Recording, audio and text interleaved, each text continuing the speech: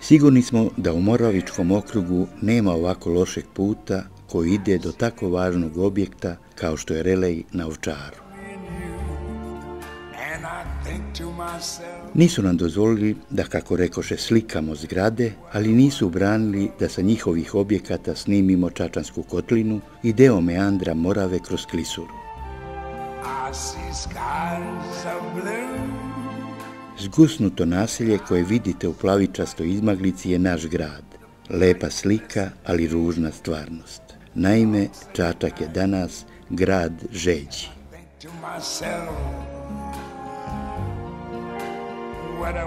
Godinama su građani odvajali pare za akumulaciju rzav i voda potekla. Stručnjaci tvrdili da će ne samo Čačak, nego i okolni gradovi rešiti problem vodosnabdevanja u narednih 50 godina. Samo da se uradi brana s Vračkom. Posjeća li vas ovo na onu priču o psu koji se, smrzavajući svake zime, zaklinjao da će napraviti kuću? Dođe leto, njemu kuća ne pada na pamet. Tako radi i vlast. Dok traje žeđ, obećavaju izgradnju brane. Padnu kiše, njima brana više ne pada na pamet.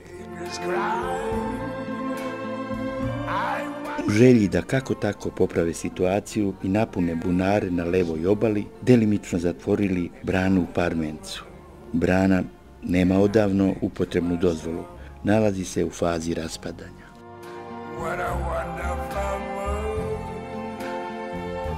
Za nove mostove stigle gvozdene konstrukcije.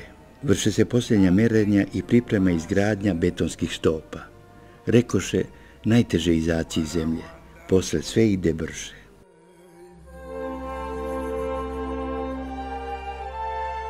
Plavi most je još uvek otvoren za saobraćaj, ali vozači koji treba da se uključe u ulicu Milenka Nikšića imaju muke, i to velike. Naime, semafor ne radi nego trepće.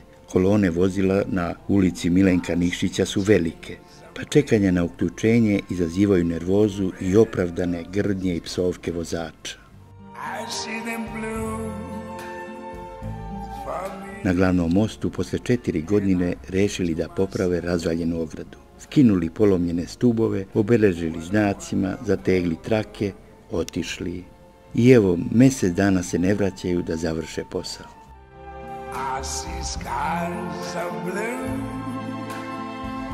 Poklopac šahte na trotoaru mosta potonuo toliko da se ljudi sapliću. Može se desiti da neko izgubi ravnotežu i padne pod točkove auta. Koliko je teško i rizično majkama koje voze decu u kolicima, pogledajte. Prijatno nas iznenadiše žardinjere sa rasvjetalim ledenim muškatlama. Okačene su na električnim stubovima. Ova lepa dekoracija se pojavila i u Gospodar Jovanovoj ulici. Sigurno će ih biti uskoro po celom gradu, a kako će se zalivati, ne znamo. Biće muke.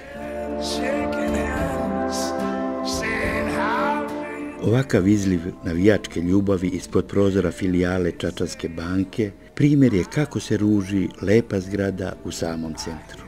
Ovo nije moglo da se napiše brzo, trebalo je dosta vremena, pa je pravo čudo da dežurni pozornici nisu zatekli pisača na delu.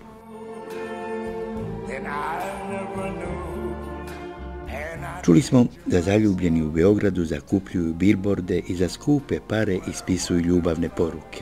Ovaj naš momak na belom platnu krupim slovima ispisao: Angelina, volite acika. Vezao poruku za šipku nadvožnjaka kod mašinske škole, a da vetar ne bi lepršao platno, na ćoškove okačio ispunjene vodom 2-litarske flaše Coca-Cole.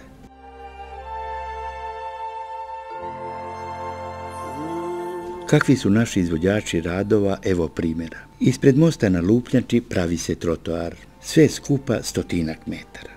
Od početka radova prošlo više od mjesec dana, a nisu stigli da postave ni ivičnjake. I tu nije kraj priče. Most počeo da se gradi u februaru.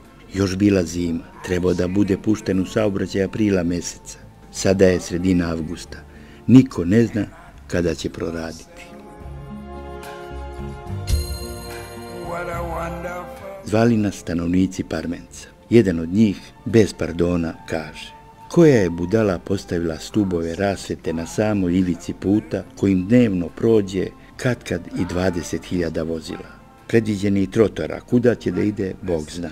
Ne znamo koja je budala postavila ove metalne bandere, ali znamo da iza njih postoje ove koje svojom konstrukcijom ne ugrožavaju saobraćaj. Ovako postavljeni stubovi nagoveštavaju velike nesreće.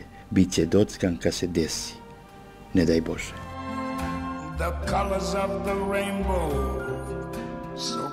Na padinama Ovčara, okrenut liticama Kablara, na nadmorskoj visini 650 metara, manastir Sretenje. Predanje govori da ga zidao u 14. veku kralj Milutin, drugo da je podignut posle dolaska monaha iz Svete Gore ili posle Maričke bitke 1371. godine. U isto vreme zidani su manastir Jovanje i Nikolje. Zapis iz prve polovine 17. veka, koji sačini nepoznat monah na evanđelju, govori o velikom napredovanju i velikom broju njegovih monaha. Horde nevernika ga razarale i rušile. Posljednji put Nemci 1941. godine bombardovali Svetinj. Za vreme seobe pod Arsenijem Čarnojevićem 1690. godine manastir je opustošen i bio porušen. Obnovio ga 1811. godine jer monah Nikifor Maksimović, koji je kasnije izabran za episkopa Užičkog sa sedištem u Čačku, a 1831. godine hirotonisan je za episkopa u Carigradu. Umro je 1853. godine i sahranjen u Sretenju. Sada u Sretenju živi i radi 19 monahinja, služe Božju službu, obrađuju manastirska imanja, primaju vernike, pomažu narodu, stignu da neguju cveće. Izgled dvorišta i zgrada manastira Sretenje najbolje objašnjava ljubav i poštovanje koje im svakodnevnim posjetama ukazuje srpski narod.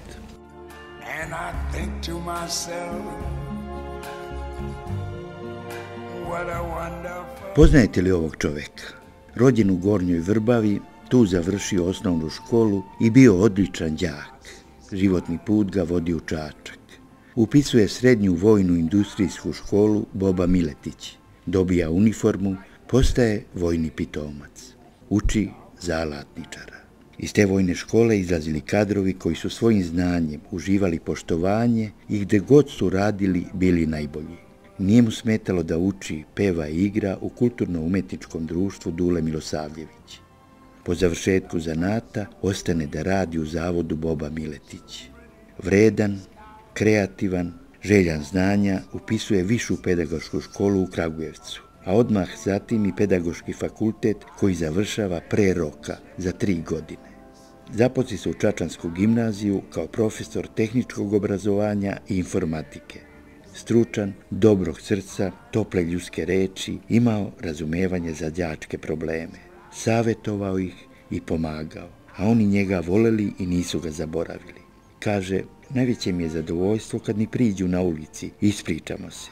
Nekima ne mogu da se setim imena, jer sam za vreme profesure učio preko 20.000 đaka. Oženio se 1962. godine sa Brankom Zarić. Posrećilo im se. Imaju uspešnu decu.